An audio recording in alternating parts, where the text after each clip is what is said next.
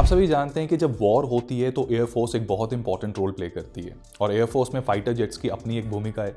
अब इन fighter jets की क्षमता के लिए जितना महत्वपूर्ण ये है कि ये कितनी तेज़ी से उड़ सकते हैं, कितनी दूर तक निशाना लगा सकते हैं और कितना एक्यूरेटली अपने टारगेट को हिट करते हैं, उतना ही ज़्यादा महत्वपूर्ण ये भी है कि ये फाइटर जेट्स अपने पायलट को कितना सेफली इजेक्ट कर सकते हैं।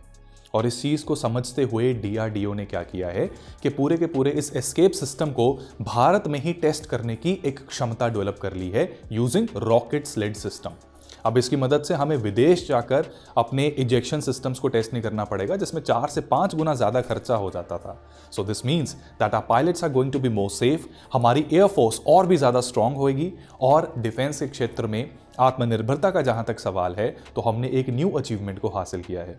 इस रॉकेट स्लेड सिस्टम को पूरे डिटेल में समझने के लिए इंडियन एक्सप्रेस की आज की वीडियो जरूर देखिएगा, only on StudyIQ IAS YouTube channel.